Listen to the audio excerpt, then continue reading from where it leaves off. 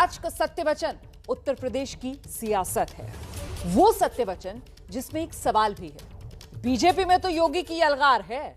आखिर 2022 में उत्तर प्रदेश में किसकी सरकार है? क्योंकि पिछले दिन दिल्ली में जो बैठक हुई उसके बाद एक बात आईने की तरह साफ हो गई कि उत्तर प्रदेश में बीजेपी की तरफ से एकमात्र चेहरा सिर्फ और सिर्फ सीएम योगी आदित्यनाथ ही हैं। चुनाव जीतने की स्थिति में उनका दोबारा सीएम बनना लगभग पक्का है। लेकिन लाख टके का सवाल तो यह भी है कि चुनाव आखिर जीतेगा कौन? जमीनी माहौल क्या है? क्या कोरोना की त्रासदी के बाद कोई एंटी इनकम्बेंसी है या नहीं है? क्या विपक्ष की कोई पार्टी अकेले अपने दम पर जीतने की स्थिति में है या नहीं है? ऐसे वक्त में जब प्रधानमंत्री मोदी खुद ही सीएम योगी के काम पर मुहर लगा आए हैं, तो फिर विपक्ष की अब आगे रणनीति क्या होगी?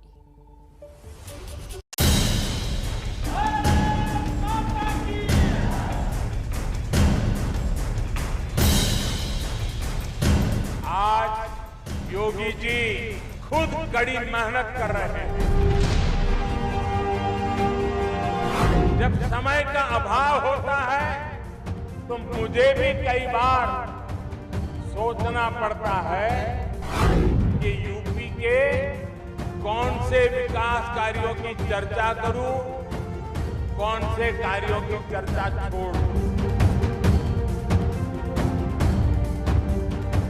ये सब योगी जी के नेतृत्व और यूपी सरकार की कार्यनिष्ठा का कमाल है।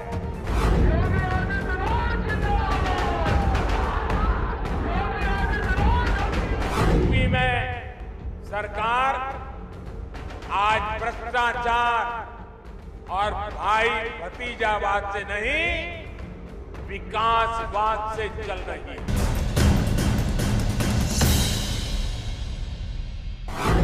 तो बनारस के मंच से ऐलानिया तौर पर सीएम योगी के नाम पर, सीएम योगी के काम पर प्रधानमंत्री की तरफ से मुहर लगा दी गई।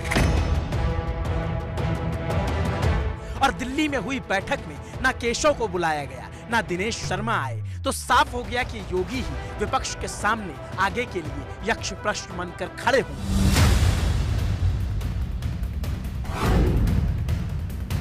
क्योंकि वो बातें पुरानी हो गईं जब डिप्टी सीएम केशव प्रसाद मौर्य कहते थे कि चेहरा तो आला कमान तय करेगा। भारतीय जनता पार्टी की इस समय मुख्यमंत्री योगी आदित्यनाथ जी की अगुवाई में हमारी सरकार चल रही है और 2022 में जब चुनाव होंगे तो उस चुनाव के समय जो हमारा राष्ट्रीय नेतृत्व है जो तय करेगा उसके हिसाब से हम लोग सब मिल करके काम करते हैं। और दिल्ली की बैठक से संदेश और चेहरा दोनों साफ हो गया कि योगी ही आगे से लीड करेंगे। और अब तो बीजेपी के समर्थक उन पर गाने भी बनाने लगे। तो चाहे गाने का मैसेज हो या तस्वीरों का संदेश, है तो यही कि योगी के चेहरे पर अब कोई शंका नहीं है। और बड़ी बात ये कि समर्थकों के बाद सांसदों और संगठन में भी मैसेज क्लियर कर दिया गया है कि योगी की छतरी के नीचे चाहे जो भी नाराजगी हो, आपको आना पड़ेगा। ब्रिजलाल जी, आज जेपी नड्डा जी और योगी आदित्यनाथ ने आप लोगों को क्या निर्देश दिया, क्या संदेश दिया, क्योंकि चुनाव सर पर है? ऐसा है, सेवा ही संगठन है, ये हमारा मूल मंत्र है और हमारे वरिष्ठ नेता भी यही हमको राय दे। दिल्ली में बीजेपी सांसदों के साथ 2 दिन की बैठक हुई। बैठक में अध्यक्ष जेपी नड्डा की मौजूदगी रही और उसी वक्त सांसदों को योगी आदित्यनाथ एवं विचार दर्शन किताब दी गई।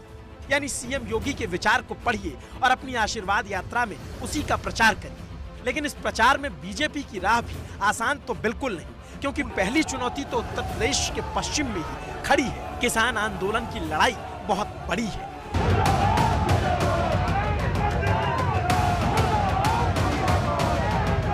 क्योंकि पश्चिमी उत्तर प्रदेश किसानों की बड़ी बेल्ट है और कृषि कानूनों से नाराज किसान आंदोलित है। जाहिर है इसका असर तो होगा ही, क्योंकि दिल्ली के बाद अब किसान लखनऊ को भी ललकारने लगे। लखनऊ जाने का बात हो रही थी, क्या हुआ? लखनऊ तो गए थे, अभी प्रेस कॉन्फ्रेंस कर ही आए, वहाँ छोड़ ही आए हम लोग। उस पर फिर जो कीड़े मकोड़े होंगे वे बाहर आएंगे उसमें से निकल गए, तो उन्हें पकड़ कर अपना उस पर दवाई का स्प्रे करेंगे। उस पर जो होगा, जिसका जो मरज होगा ना, वो छोड़ ही आए वहाँ पे। जो मरज होगा वो बाहर आ जाएगा निकल कर 1 आध महीने में। जो जर्नलिस्ट होंगे बस उनको पकड़ना। फिर योगी जी से नाराज हैं? भारत उससे उत्तर प्रदेश सरकार से। उत्तर प्रदेश सरकार से नाराज है। किसान नेता राकेश टिकैत कहते तो यही है, और क्या ये नाराजगी बीजेपी को भारी पड़ने वाली है?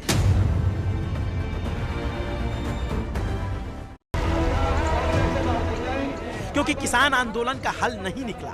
8 महीने से किसान सड़क पर बैठा हुआ है और अपने हक हुकूक की आवाज बुलंद किए है। और जब उसने लखनऊ जाने की चुनौती दी तो फिर बीजेपी की तरफ से कार्टून ट्वीट किया गया, और उस कार्टून में एक तरफ बाहुबली को दिखाया गया और एक तरफ राकेश टिकैत, और लिखा यही कि सुना है लखनऊ जा रहे हो तुम, कि मैं पंगा न लिए भाई, योगी बैठा है, बक्कल तार दिया करे और पोस्टर भी लगवा दिया करे। मतलब नाराज किसानों को मनाने के बजाय एक तरह से उकसाने का काम हो गया।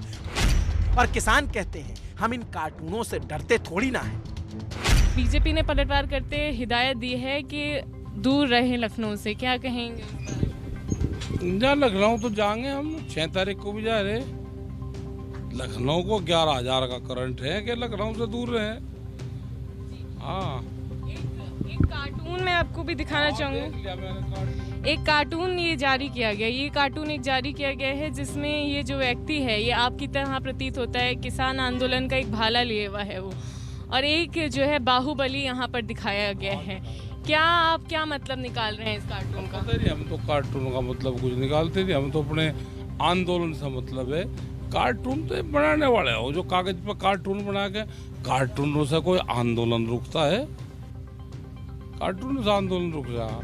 अगर हम अपने फसलों के भाव मांगेंगे, हम 12,000 करोड़ रुपया गन्ने का मांगेंगे, उत्तर प्रदेश में बिजली सबसे महंगी है देश में, अगर उसे सस्ती करने की बात करेंगे तो ये कहेंगे कि लखनऊ नहीं आना। भाई लखनऊ तो राजधानी है, लखनऊ तो पहले भी आते जाते रहे, आज भी आएंगे, लखनऊ वहीं रहेगी। ये लखनऊ में सियासत करने वाले लोग बदलते बदलते रहे। यानी संदेश साफ है कि किसान आंदोलन की लड़ाई इस बार आर पार की है। और एक सत्य वचन ये कि पश्चिमी यूपी में विधानसभा की कुल 136 सीटें हैं, जिसमें से 2017 में बीजेपी को 109 सीटें मिली और उसने स्वीप किया था। समाजवादी पार्टी को 21 सीटें मिली थी, कांग्रेस को 1, आरएलडी को 1 और बीएसपी को 3 सीटों से संतोष करना पड़ा था। लेकिन एक सच ये भी है यहाँ का कि ग्रामीण इलाकों में ज्यादातर सीटों पर किसानों का प्रभाव है, और जो खबरें हैं वो ये कि किसान आंदोलन को आरएलडी का पूरा समर्थन रहा है, और किसान आंदोलन का झुकाव भी आरएलडी की तरफ गाहे बगाहे साफ दिखता ही है। और सपा ने पहले ही आरएलडी के साथ गठबंधन कर लिया, और संसद भवन के बाहर प्लेकार्ड पकड़कर अखिलेश यादव ने संदेश भी यही दिया कि वो किसानों के साथ है। और इन सब के बाद अब घूम फिर कर किसान नेता ये कहने के मूड में है कि बीजेपी को वोट मत देना। देखो, ऐसा तो है नहीं कि सरकार परमानेंट ही रहेगी। किसान तो पहले भी था, किसान आज भी है और किसान आगे भी रहेगा। किसान तो नहीं खत्म होना देश से, लेकिन सरकार पहले नहीं थी, सरकार अब है, और सरकार आगे नहीं रहने की तो बातचीत हो जाएगी। तो बड़ा सवाल यही है कि आखिर बीजेपी किसान आंदोलन से उपजी इस चुनौती से कैसे पार पाएगी? उसके पास आगे के लिए क्या रणनीति? और किसानों को लेकर स्पेशली भारतीय जनता पार्टी क्या रणनीति है? देखिए, भारतीय जनता पार्टी कार्यकर्ताओं की पार्टी है, संगठन की पार्टी है। शुद्ध रूप से संगठन की चर्चा हुई, किसी एक विषय पर चर्चा इस तरह का करना भारतीय जनता पार्टी का ना तो कार्यशैली ना स्वभाव है। लेकिन फिर भी किसानों की एक बहुत बड़ी समस्या है, राष्ट्रीय अध्यक्ष जी ने भी चिंता व्यक्त की। देखिए, पहले ही देश के यशस्वी प्रधानमंत्री जी के नेतृत्व में किसानों के लिए एक नई योजना चलाई गई है, और उत्तर प्रदेश में समाजवादी और बहुजन समाज पार्टी के शासनकाल में उनके नीतियों के कारण जो किसान कर्जदार हुए थे, उनके कर्ज माफी का काम सरकार कर चुकी है, और किसान कल्याण के लिए जो और भी करने के लिए सरकार करने को तैयार है।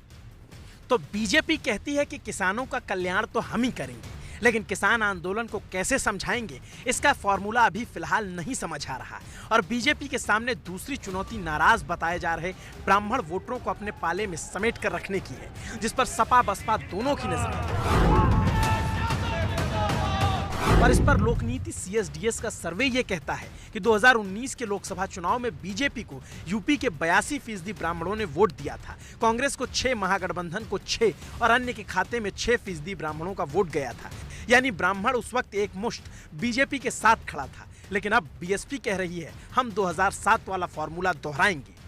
देखिए, हाथी जो है वो पीछे कभी नहीं, आपने उसको पीछे चलते हुए नहीं देखा होगा। हाथी हमेशा आगे कदम बढ़ाता है और आगे बढ़ता रहता है। और अगर उसी को आगे बढ़ाते हुए हम लोग 2021 और 22 में आज जिस तरीके से उत्साह मिल रहा है हमको, खाली ब्राह्मण समाज नहीं, हमारे दलित समाज के भाई बहन इतने उत्साहित हैं कि आज ये भाईचारा जो था वो बहुत और मजबूती से आगे बढ़ रहा है। यानी साफ है कि बीएसपी ब्राह्मण और बहुजन के जरिए सत्ता में वापसी की गुंजाइशें टटोल रही है और समाजवादी पार्टी भी 5 अगस्त से प्रबुद्ध सम्मेलन करने जा रही है ब्राह्मणों को रिझाने के लिए। लेकिन सतीश चंद्र मिश्रा अभी से मैदान में है और कहने को लड़ाई भले ही सपा और भाजपा के बीच की बताई जा रही है, लेकिन बीएसपी को भी हल्के में नहीं लिया जा सकता क्योंकि उसके पास एक बड़ा वोट बैंक हमेशा रहा है। 2007 में जब ब्राह्मण और बहुजन मिले तो 30% से ज्यादा वोटों के साथ बीएसपी की पूर्ण बहुमत सरकार बनी। 2012 में भी करीब 26% वोट बीएसपी को मिले, 2014 में भी करीब 20% वोट, 2017 में 22% और 2019 में करीब 20% वोट ही बीएसपी को मिले। यानी मोटा मोटी 20% वोट बीएसपी को हर बार के चुनाव में मिलता रहा है और 30% वोटों के साथ तो यूपी में पूर्ण बहुमत की सरकार बन जाती है। हमारा percentage of the vote UP में कभी भी नहीं घटा है, ये बढ़ता ही रहा है और हमारा इंटैक्ट रहा या बढ़ा। तो इसलिए सीट का नहीं आई वो अलग चीज़ है, लेकिन कितनी सीटों पे हम लोग थोड़े थोड़े वोट से हार गए वो दूसरी चीज़ है। 2000 जब हम लोग गठबंधन के साथ में लड़े तब भी हमारा वोट शेयर, जो हमारा वोट शेयर था वो हमको उतना मिला, इंटैक्ट रहा। यानी बीएसपी दावा यही कर रही है कि 2007 के इतिहास को हम दोहराएंगे, ब्राह्मणों को साथ लाएंगे, लेकिन बीजेपी कहती है ब्राह्मण वोटर कहीं और क्यों जाएंगे, छिटकने वाला। कुल मिलाकर आखिर क्यों अपने घर से कोई नाराज होता है, कोई अपनी माँ से नाराज होता है, तो निश्चित रूप से इस खासकर उत्तर में मतलब नाराजगी नहीं। मुझे आखिर कारण तो बताइए ना, नाराजगी का आखिर कारण क्या है? कुल मिलाकर कहें तो दावा और दमदारी हर तरफ से दिखाई जा रही है, सरकार बनाने की इच्छा हर तरफ से जताई जा रही है, मगर अंत में तो जनता जनार्दन मालिक है।